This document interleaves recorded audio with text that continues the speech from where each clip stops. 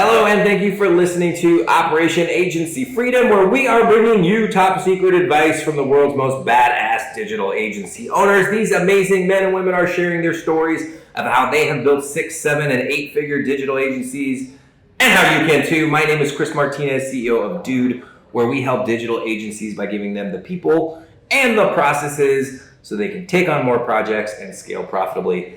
Today, I am joined for the very first time in studio, my good friend, Robert Stanley from Local Pulse Marketing. Welcome to the show, Roberto. So nice to have somebody next to me. I'm just staring at a screen, and then Liz is in there like yelling profanities at me in the background. For those that don't know, Liz is behind the camera, right? Yeah, Liz is our producer. She's behind the camera. Yeah. Top secret. Thanks so much for coming down. You've been here for 2 days? Yeah, 2 days. Sweet. Yeah. So, we start off every episode with a roundtable discussion. We thought it would be fun to talk about what we did last night. Yeah. We were here in TJ. Yeah, because I was here. So, wait, how many times have you been... Well, before you came down last year for our inauguration new office party, when was the last time that you were in TJ? It had probably been at least a year, because we used to go surf down in Rosarito. Oh, okay. My dad lives down there, he's retired. Yeah. I used to take my girls down and go surfing down there, so... So you were familiar with TJ? You were like... Yeah, I mean, I actually kind of bypassed it always and just went straight to the ocean, but... It's like most people. Yeah, but back in the day when I was in the military, we'd come down here and party because you could be underage and drink, under 21 and drink. They're actually, so the drinking age here is 18, and they're pretty strict about... Yeah, I was 19 or something, yeah. So I couldn't drink out in San Diego, so all of the 19, 20-year-old military guys would come down here. Right. Have a good time. So last year you came down for our office party, and then... But that, we went out to a bar or something. First of all, we got hammered in the office, and then we went out to the bar, and then we got tacos, and then we spent the whole next day recovering in TJ, basically. Yeah, pretty much. Was that the most amount of time that you'd ever spent in Tijuana since? Yeah, probably. Yeah, the city has improved a lot. It's really changing. Yeah. So last night we went out to dinner, and you wanted green enchiladas, which we never eat, but so we found a place. Verde, and it was really good. Yeah, I was very impressed. Actually, one of our employees here recommended that place. It was awesome. Really good food. You remember what it was? Espandola? Does that sound right? Espandola? The name of the restaurant? I don't know. Actually, she never goes out. I couldn't remember. Liz's family actually owns a taqueria. Really? Yeah. So one of these days we're Shouldn't you just be bringing us food every day? That's right. I mean, I'm waiting for it. One of these days we're just going to show up at their family restaurant. Right. We're going to take the whole office. That's good. And her mom's going to hate me even more. Well, we had to tell folks that we went to the dog track, which is a casino, dog track, and then afterwards, after we lost a total of $7 betting pesos on the dogs, we went upstairs to they have a sports bar kind of thing, right? Well, it's a sports book, but it's kind of like a club. So I'll tell you the history of the casino first. Did I tell you about that before? I think so, but they don't know. Okay, so basically in the early 1900s, when we had prohibition in the United States, Tijuana was like, come on down, you can drink here. Yeah. And so actually all these Italian mafia guys came down and they started opening up casinos down here. Oh, wow. Bugsy Siegel was running 3 casinos. Al Capone had a house down here. I thought Bugsy Siegel was just an acting name. It's a real person. Yeah, his name was Ben Siegel. There's a movie about him. Warren Beatty plays it. I haven't seen it. Oh, okay. Maybe it's an old movie. Yeah, okay. So anyway, they had one of these casinos was called the Caliente Casino. Agua Caliente Casino. And it was I've seen video from it, and it was just insane. Super, super nice. Mm. It had an airstrip, it had a horse track, Seabiscuit or some famous horse from back then ran there. And so then they had this governor, and I might be screwing up the story, but basically they had this politician who said, we're going to take this property that the casino's on, we're going to move the casino to this other area where it's at now. Yeah. And the area where the original Agua Caliente Casino was, it's now a school. Oh. And they do have some of the stuff from the original casino still there. The pool is actually the pool from the casino. That would be cool, actually. Yeah, so it's got a lot of history. So now the casino, it's a really, really nice casino here in TJ. Well, I would say it's It's nice. It's not like Vegas nice, but it's nice. It actually is. I mean, it's Vegas nice, I think, if you're like in some of the more off-strip casinos, like it was clean. And now, I was kind of expecting to be like super smoky, which Vegas is, like people smoke like crazy. Yeah. It really wasn't that bad. No, it was nice in there. And I've been in there when it was super busy, and it's never been like hard to breathe or anything, which is nice. So so now instead of a horse racing track, they have a dog track. Yeah. So we always say people when we go bet the doggies. The challenge for the gringo is to communicate your bet. Numero uno. But you just bet to win, right? Yeah, I don't bet to win because I didn't know how to, bet any other way because I didn't want to get complicated and get confused, So. Yeah, and then recently they just opened this really cool, like they call it like a sports book, but it's kind of like a sports bar. They've got like huge TVs everywhere, and it's like kind of set up like a nightclub. Yeah. So we went there and we had drinks. Well, I didn't drink, but we were there till 11, and then I was dying, and you guys had to take me home. Yeah, you fell over passing out because you're still fighting a cold. And I know. But those pills that you gave me really are helping. Yeah. So I feel a lot better. But yeah, so like, people who have never been to Mexico, probably some who've never met a Mexican before, but they have a very, I feel like they have a very warped perception. Totally, yeah. Of Mexico, and specifically like Tijuana. Tijuana gets a bad rap because of a lot of different political things that happen. Yeah, exactly. On the border. What are some of your impressions of Mexico and TJ? Well, so one of the things that's hard to get used to as a gringo is like the half-finished buildings and stuff like that. You don't see a lot of that in the United States, Like it's like you're like, well, what happened here, I think that's because of financing too. Yeah. Like they don't get financing for the whole project, or they basically just run out of money. Right, and it just ends up. And they don't plan very well. So. Well, because I used to go down to Puerto Penasco, which is south of Arizona. Yeah. And Rocky Point, they call it, but for the gringos call it Rocky Point. But we go down there, and there's some really nice condos that gringos would buy, and like the top floor wouldn't be finished. And I don't know if this is true or not, but I heard that if it looked like it was unfinished, they didn't have to pay taxes. Yeah, I heard that too. Property taxes. I think that's bullshit, though. Yeah, I heard that. I don't know if that's true or not. But I was like, oh, well, I guess that makes sense. You don't have to pay taxes then. Well, if there's one thing that Mexico does really well, it's collecting taxes. So yeah, I don't know. They probably that was a thing for a while. That probably isn't anymore. Yeah. What's your favorite thing about Mexico? The people are awesome, very friendly. And I enjoy trying to speak Spanish, although I'm terrible at it. Like, your fiance. I thought you knew more than you knew. Well, a lot of my stuff was because, I went down to Monterrey for medical reasons. A lot of my stuff was like medical words that I learned. But, I probably understand more than I can say. And when I say stuff, the reason I don't speak it so much is because I always get the pronunciation wrong, like vodka versus vodka. What were you saying yesterday? Oh, maize. You thought it was maize and not maize? Maize, yeah, which is corn. I was calling maize like a maze. Yeah. No wonder I know you knew what the hell you wanted. Well, if Robert comes down, we encourage all of you guys to come down and visit us. It's a good time. You walk across the border with your passport, catch an Uber. I Uber all over the place here. It's no big deal. Yeah, it's awesome. Yeah. Well, let's talk about your agency, man. So, you and I met 7 years ago. Yeah. And so, it was through Glazer Kennedy. They had the local chapter thing. And Henry Evans was running the chapter back then. And he brought you in to talk about, I think, Facebook ads probably. Yep, twice. And you've been in this business for a very long time. Probably since the 1920s. Exactly.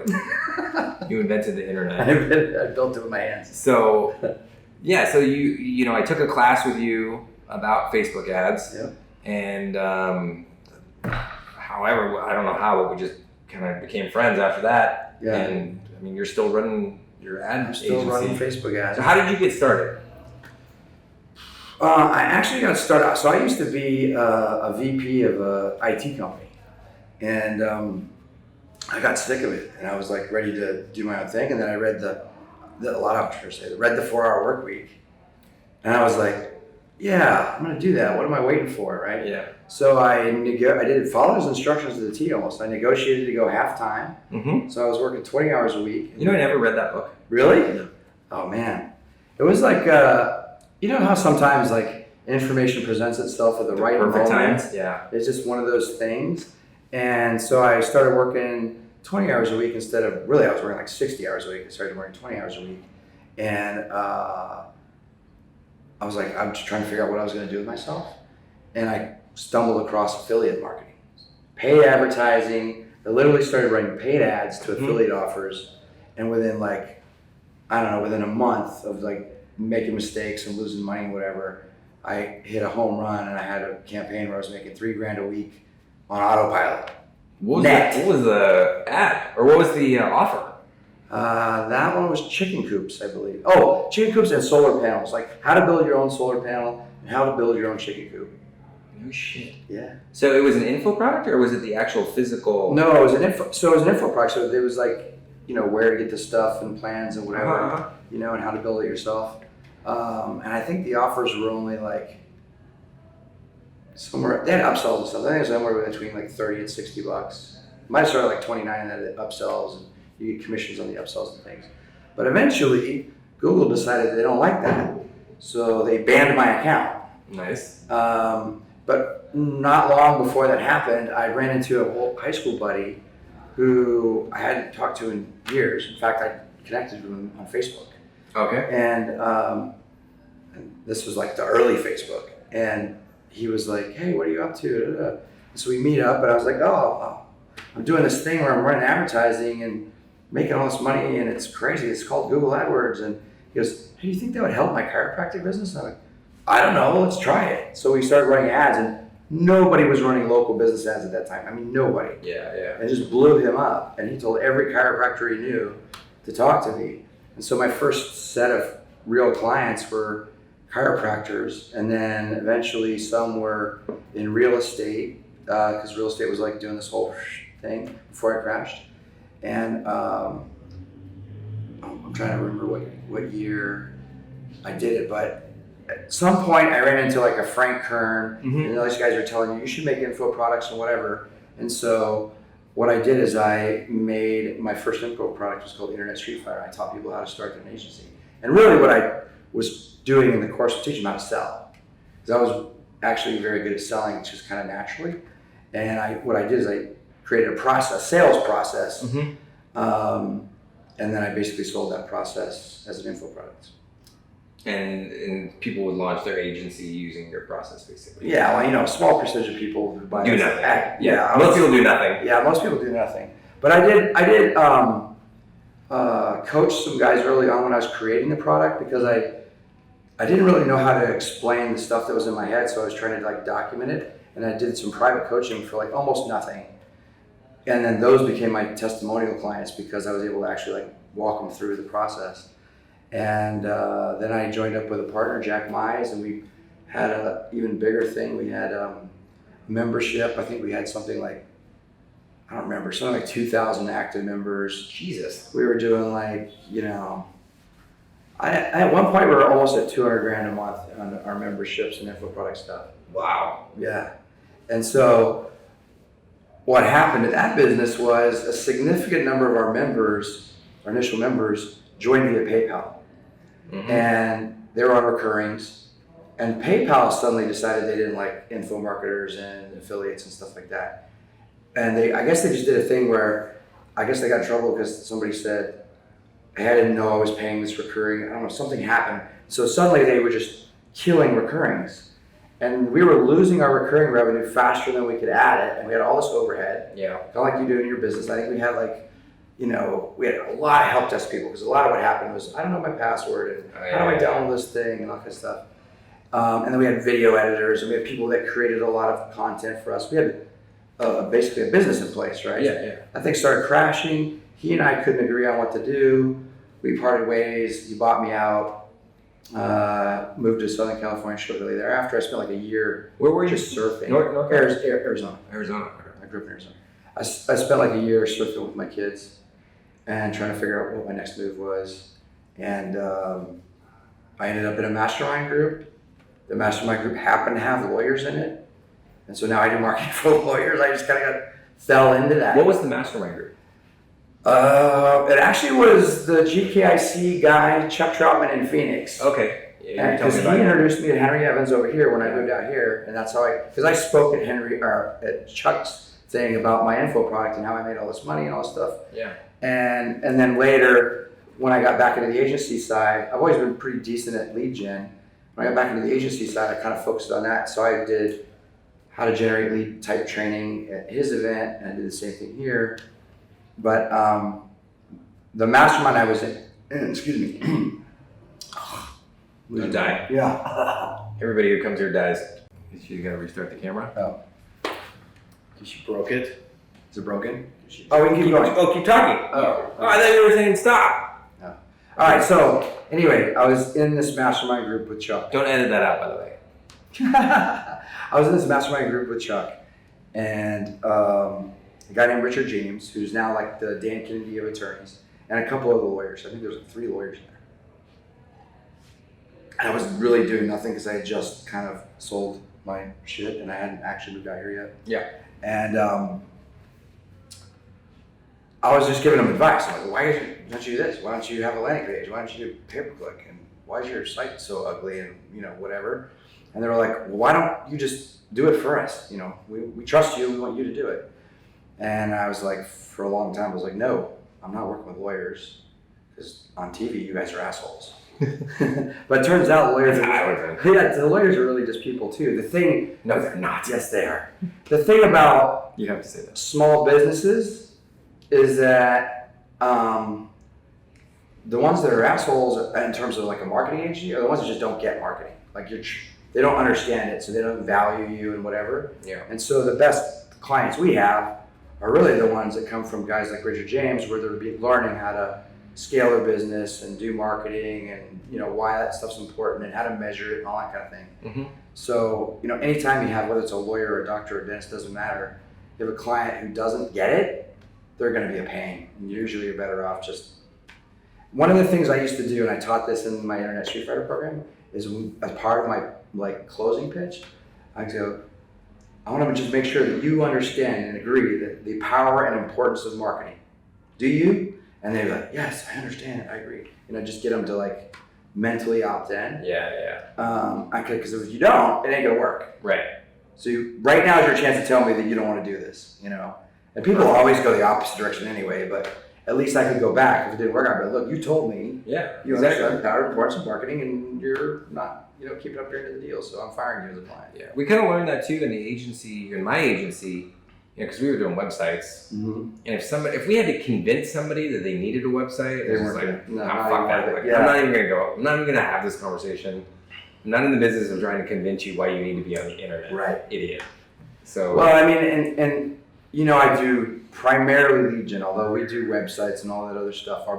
My focus has always been leads because you could ask any business owner on the planet, including you, what do I want? Leads. But really what they want are clients, but leads is where you start, right? So they want the phone to ring and they want email forms filled out and stuff like that and have an opportunity to close a deal. Well, I think it's not just leads, or at least for me, is I want a system, a reliable system. Yeah, sure. Because you can go out and you can buy leads. Sure, Like sure, I bought leads and they work for like a month and then they don't work anymore. Like I want a predictable, reliable system for generating new leads and sales.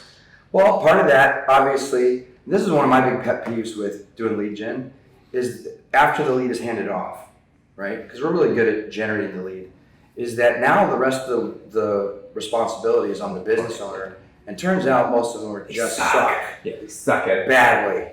So we've started adding, appointment setting services because of that. And I had one family law attorney that said, hey, these Facebook leads aren't working. We've gone so far as to write like sales scripts for their staff, like how to follow up with a lead and that kind of stuff. Give it to them, tell them what time frame they should do it, everything. Are they still screwed up? Well, they just don't do it is what happens. Okay, yeah. So for example, this guy, we generated 70 leads or something in a month and a half. I said, it's not working. I said, how about this? Do I have your permission to follow up with these leads myself? And I did it, and then with 30% of them responded like, yeah, I need to get a divorce. And I didn't hear from you guys. So then I told him that basically his assistant or whoever was dropping the ball, and then he fired us anyway because I think what happened is he didn't want to hear that he had problems in his business. Yeah. Yeah. I basically called him fat in his pants. I said, you look fat in those pants. That's basically what I did. Indirectly. Yeah, people sometimes don't want to look in the mirror and just fix their shit. Which is why consultants exist, right? Which is why masterminds exist. Because sometimes it's like, saying I used to use is you can't see the broken window on the outside of your house when you're inside of it, kind of thing, like, or the crack in the roof or whatever.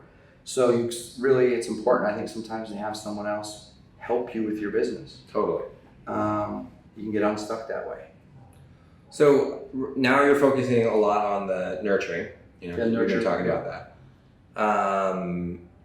Why has that been so? Maybe this is a stupid question, but why has that been so successful for you recently?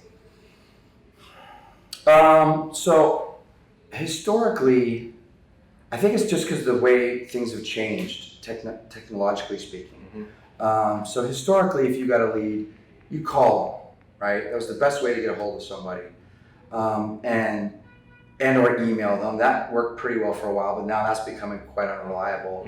I think the thing that's changed is now that everybody's got their phone in front of their face, is Facebook messaging, text messaging, any kind of like messaging platform. And I've been telling my clients for more than 2 years that they need to not rely on the phones and focus more on text. I mean, think about it logically. In the case of like a divorce attorney, if I'm in the middle of a divorce or gonna get one, would I rather be on my phone at work or around my kids or other people, or would I rather be doing speakerphone? Yeah. I'm getting divorced. This motherfucker cheated on me. I'm taking half his shit. No. Some people I'm sure would like that, but most people are just like very private. They don't want to air their dirty laundry. So not all of them, but a fair majority of my attorneys are consumer facing. So they're bankruptcy, criminal, family law. And I've been telling them for years, you guys got to do text. So a lot of what we're helping them do is, and we, as a good copywriter and salesman, is building out the scripts for that and making sure that it works and converts. And so our response rates, our conversion rates are super high compared to especially compared to the guy who never follows up on the lead. Yeah. It's always easier. When the bar is set so low. It's not hard to improve. Yeah, I think that is a big difference. I mean, it's easy for you because you're good at copywriting and you've been doing this for so long. But there's so many Facebook ad agencies out there or lead gen agencies out there. And they focus on just the drive traffic and get an opt-in. Yeah. Right? Yeah. And that's, for one, there's so many of them. It's impossible to differentiate yourself. And then you're going to lose clients because you're not actually helping them to get that real result that they're looking for. Yeah, I think all of us are like that, right? Anytime you can pay for something that's result oriented, like fitness, for example. I am a terrible go to the gym guy. You know me, I'll surf, I'll go hiking, snowboarding, whatever. But you just drank. Huh? I thought you just drank. Oh, I do that too. I do it well, especially at a casino. But I recently started going to the gym with my girlfriend, and it's personal training, and it's very, results oriented, and they do a whole assessment and say, you're a fat ass, and here's how we're going to fix you, and kind of stuff like that. And I'm willing to pay for that because I can see the results. As you know, I've lost a lot of weight recently. Yeah. Part of that had to do with just getting off my butt. But that's what everybody wants. So they want the result. But unfortunately also, in the American culture in particular, we're very, we want it right now and want it push button easy, right? Like if my food delivery... Amazon easy. Yeah, Amazon has kind of ruined it for everybody, right? We want the box to show up in 5 minutes with my brand new iPhone, etc. Exactly. Programmed with everything in it. And so this is also kind of something important to talk about as an agency and as a business owner, is that although people my age, over 40, aren't as bad that way, but the younger and younger the generations are, the people more like this. They're bored in 3 seconds, and they already forgot they opted into your web form after 5 minutes. So because they're stupid. No, because they're on drugs. They're distracted. They're distracted. Everybody's distracted now, right? So the other thing I'm finding, and it's really difficult to measure, especially in a small business environment, but I know big corporations do it, is multi-touch marketing. what if you really dig down into the analytics of things, what you'll find is that, and it's even true in the case of lawyers, is that they see a Facebook ad for divorce or whatever, then they Google the company and look for the review, then they poke around on the website and read about the law firm or the lawyers or whatever, and then they opt into the form, or they call, or they forget about it, and then they see another ad later, or a billboard or whatever. So the more you can do that and be at all places, the better you're going to do in terms of conversion. But the problem small businesses have with that, and I see that it's with a lot of the small law firms, is that they don't have the budget to be everywhere at once. Right. But we've created solutions for those smaller guys where we can, in very crafty ways, and knowing when people are most responsive and stuff, put them in multiple places with smaller budgets and actually get them results. Yeah. But that's after years and years of, running advertising, because I've been doing legal type advertising for actually almost as long as I've known you. I think 6.5 years or something. So I guess what I'm thinking is like, how do you scale that? How do you scale this business? Because you're doing a lot of the work right now, or it's your genius that kind of fuels everything. Yeah. So one of the flaws in any agency business, right? And I've actually been trying to solve this problem for a long time. It's like a puzzle, really. Is that, so I've been in the info business. You can scale that instantly because you create the product once and you sell it 10 million times. There's like no deliverable. There's no deliverable. Like, it's like selling that coffee mug, but you just keep making the coffee mugs and keep selling them. But info business, make the product once and sell it over and over and over again. So it's highly profitable. But the services or agency business, a lot of us do custom stuff. Custom websites, different every time. One of our value propositions is that, we're not like everybody else, blah, blah, blah, blah, blah, all that stuff. Yeah. The reality is you'd be better off if you did one thing really, really well and repeated it over and over and over again. Right? Well, so what I tell people to do is to focus on the result. Like, focus on the one result. Yeah. And then it could be multiple steps in that process. Deliverable doesn't even really matter. Well, that's why lead gen was attractive to me, because the result is you get a lead.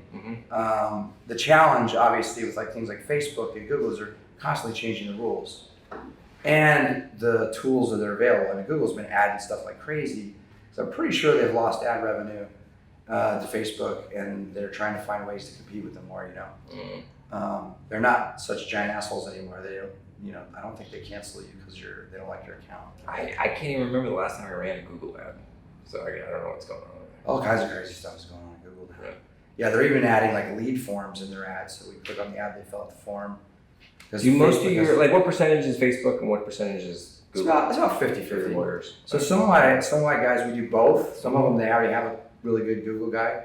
We're one of the only well-established Facebook groups for lawyers. There's not a lot of them. There's most other Facebook people do a whole bunch of other businesses, and we do just two law firms. And we're part of the mastermind group, so we know what's working, what's not working, stuff like that. Yeah. I think in an agency role, it's a really good idea to niche out if you can.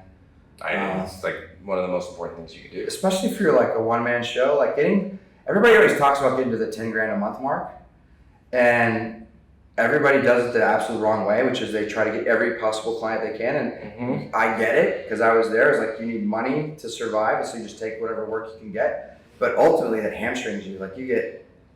You can't quite even get to 10 grand because you're doing 10,000 things for 20 different types of companies. Yep. I had one guy on, and he was saying that when you do that, you're essentially creating a new business every single time. Every single time. Yeah.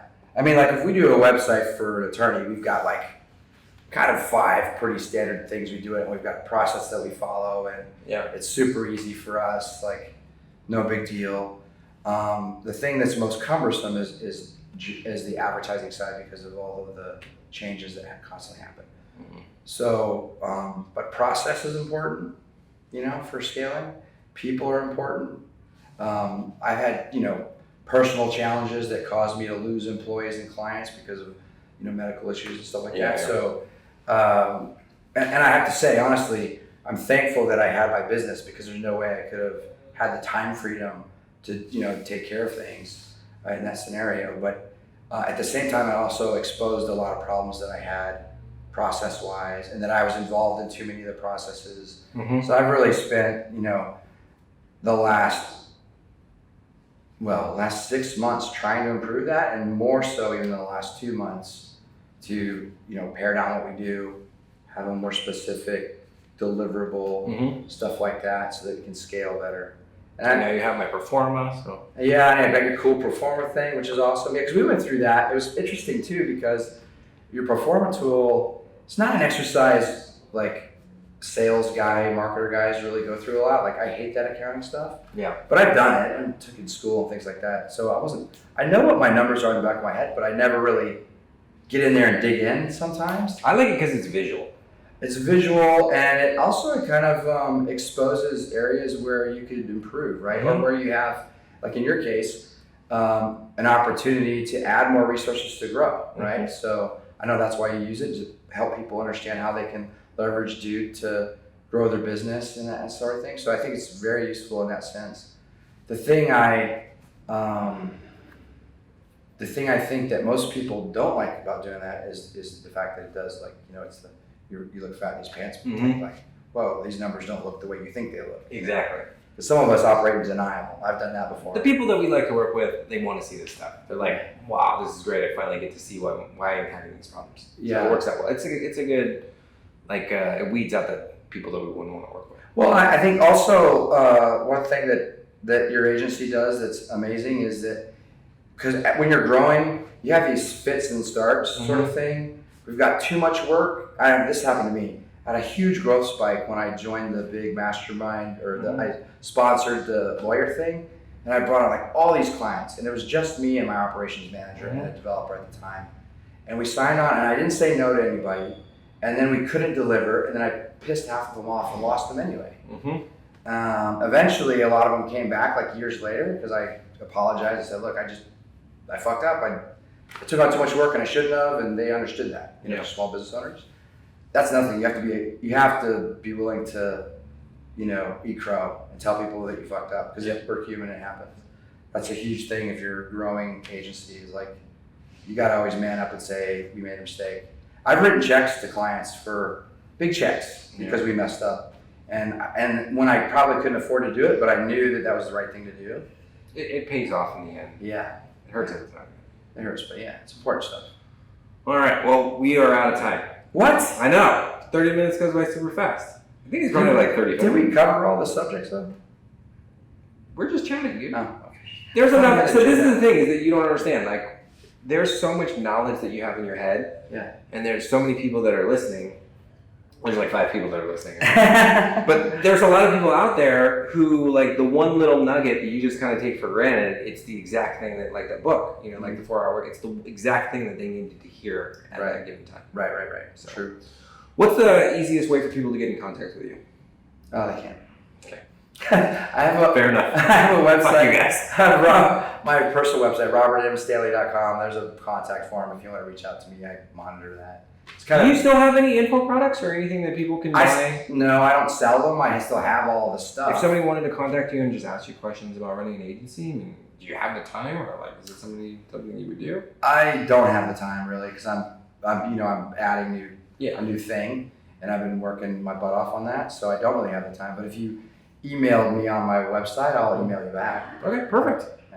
Yeah, dude, that counts. You don't have to do a call. Like, if somebody has a question, they email. Yeah. So what's the website again? robertmstanley.com. robertmstanley.com. Awesome. My middle name. Well, to all of you guys, thank you guys for listening, and make sure that you tune in next Thursday and every Thursday for the next episode of Operation Agency Freedom.